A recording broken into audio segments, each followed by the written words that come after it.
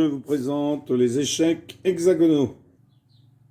Alors, dans les échecs hexagonaux, vous avez besoin de 9 pions. 9 pions que vous allez mettre comme ceci. Vous avez besoin de 3 fous. Alors, c'est pour ça que là, j'ai des pions qui ne sont pas du même jeu. Bon, là, j'en ai 2 blancs qui sont pas pareils parce qu'il m'en manque un déjà à l'origine de cela. Mais pour les fous, j'ai 3 fous différents parce que j'étais obligé d'en prendre un dans un autre jeu. Car dans un jeu d'échecs, il n'y a que 2 fous. Vous avez 2 tours, 2 cavaliers, un roi, une reine. Entre les rois et les reines, les 3 fous. Alors, le mouvement des pièces n'est bien entendu pas du tout le même que un jeu d'échecs normal. Donc, vous avez déjà la tour. Alors, je vais enlever les pions et vous montrer les déplacements. Alors, la tour. Eh bien, la tour, si elle est là, elle peut faire tout ça, ou tout ça, ou tout ça, ou tout ça, et même, dernier, tout ça, tout ça. Ça veut dire qu'elle se déplace à chaque fois verticalement. Alors, horizontalement, elle ne peut pas.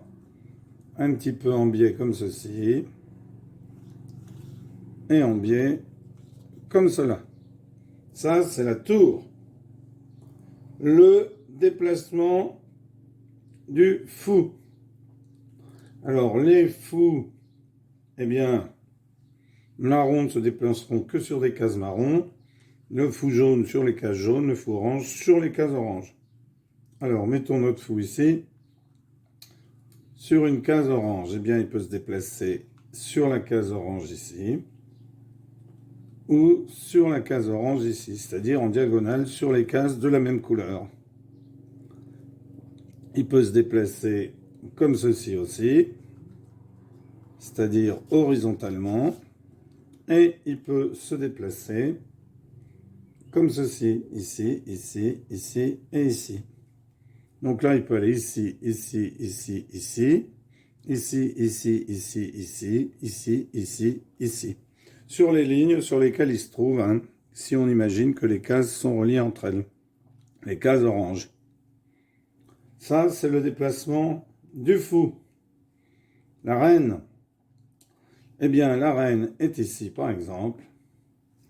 Eh bien, la reine peut faire tout ce qu'elle veut. Alors, quand je dis tout ce qu'elle veut, c'est-à-dire qu'elle peut faire comme la tour.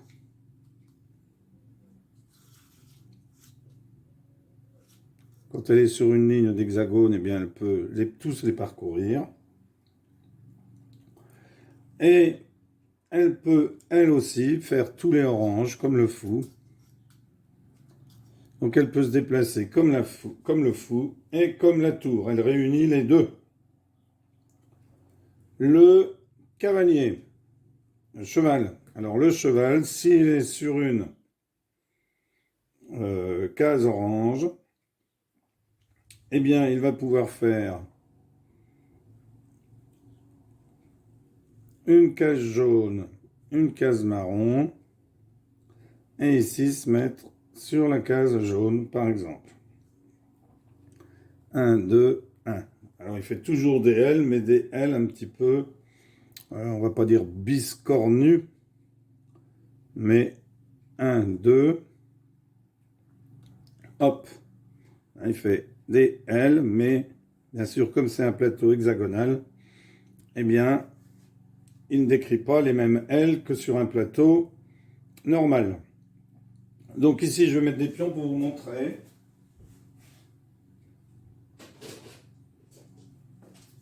Où est-ce que le cavalier peut atterrir?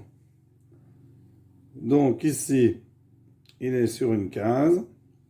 Donc il peut faire hop, hop et hop.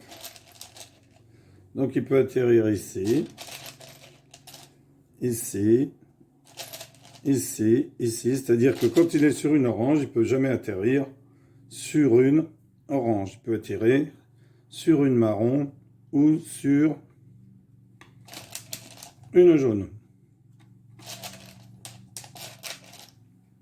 Donc voilà où il peut se mettre. Jaune, marron, marron, jaune. Voilà toutes les pièces, toutes les cases où il peut se mettre quand il est sur une case orange. Alors quand il est sur une case jaune, eh bien il peut pas atterrir sur une case jaune. Hein. Et quand il est sur une case marron, il peut pas atterrir sur une case marron. Bon là j'ai mis un rouge, mais peu importe. Hein, je vais remettre un bleu pour pas qu'il y ait de problème. Voilà pour le cavalier. Le roi. Eh bien le roi est là, donc lui il va pouvoir se déplacer là où je vais mettre les pions bleus, c'est-à-dire une case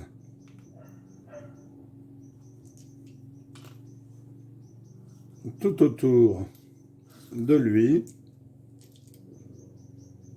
une case tout autour de lui, et il peut se déplacer sur une des cases oranges, hein, s'il est au milieu par exemple, tout autour de sa position. Alors s'il est sur une jaune, hein, ce sera tout autour de lui et les jaunes. Hein, on décale. Donc voilà comment ça, parce qu'il peut faire hop, hop, hop, hop, et sinon une case tout autour de lui qui touche.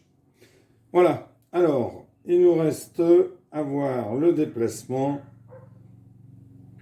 du pion. Déplacement du pion et les cases de capture et de promotion. Promotion, ça veut dire quand le pion devient une dame. Donc, notre pion est ici, par exemple. Eh bien, il peut capturer sur les deux cases jaunes en diagonale. Et il peut avancer. Alors, il peut avancer d'une case ou de deux cases lorsque c'est son premier déplacement. Et ces cases pour devenir une vache qui veut, hein, c'est-à-dire être promu à un autre rang que le rang de pion, comme lorsqu'un pion aux échecs arrive sur la dernière ligne, sur la première ligne adverse, eh bien, il est promu. Alors, quelques petites choses aussi à savoir. Alors, vous avez un pion qui, au départ, va être sur la case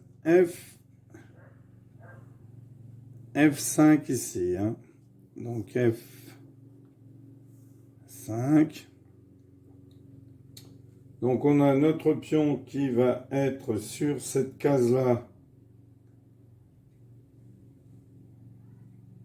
Cette case-là au départ, hein, F5. Hop. 5, F, hein, le pion blanc. Eh bien, lui, il peut avoir une particularité, c'est-à-dire que si, par exemple, vous avez un pion qui vient se mettre, il ne peut pas faire puisque en face il y a un pion noir qui est placé ici, il ne peut pas faire de double, hein, au début. Donc imaginons qu'un pion noir vienne par exemple ici. Eh bien, ce pion-là va pouvoir faire un mouvement, par exemple, en prenant où ce pion-là soit ici, il va prendre, et ensuite, eh bien, il pourra conserver la possibilité d'avancer de deux cases et de passer en F7, puisque lui, dans sa position de départ, il ne peut pas avancer de deux cases, comme vous le voyez. Voilà. Donc voilà comment jouer aux échecs hexagonaux. Alors ce sont les échecs hexagonaux de Ginsky, hein, parce qu'après il y a eu un plateau plus petit et c'était les échecs hexagonaux de Chaffran. Voilà, puis je vais vous présenter ensuite d'autres plateaux. Donc sinon, eh bien c'est pareil, hein, pour le but du jeu, c'est toujours un échec et mat. Hein. Donc, je vous laisse jouer. Je ferai peut-être une démonstration de partie. Mais alors, comme aux échecs orthodoxes, on va dire les échecs que vous connaissez sur plateau normal, le cavalier peut sauter sur d'autres pièces. Mais attention, ici, 2 cavaliers peuvent mettre en échec un roi, et le cavalier peut aussi trianguler. Voilà. Donc, comme je vous l'ai dit, les 3 fous qui sont relégués à différentes couleurs ne peuvent jamais se rencontrer. Voilà. Alors, il n'y a pas de roc dans ce jeu d'échecs. Dans le jeu d'échecs de Glinski, il n'y a pas de roc. Voilà, merci d'avoir suivi cette vidéo. Je ferai peut-être une partie de démonstration, mais vous savez que les échecs, c'est un peu long. Puis après, quand on fait des parties de démonstration, eh bien, on joue avec une couleur et on ne fait pas forcément faire à l'autre couleur les meilleurs coups. Voilà, merci d'avoir suivi cette vidéo. À bientôt pour une nouvelle vidéo. Au revoir.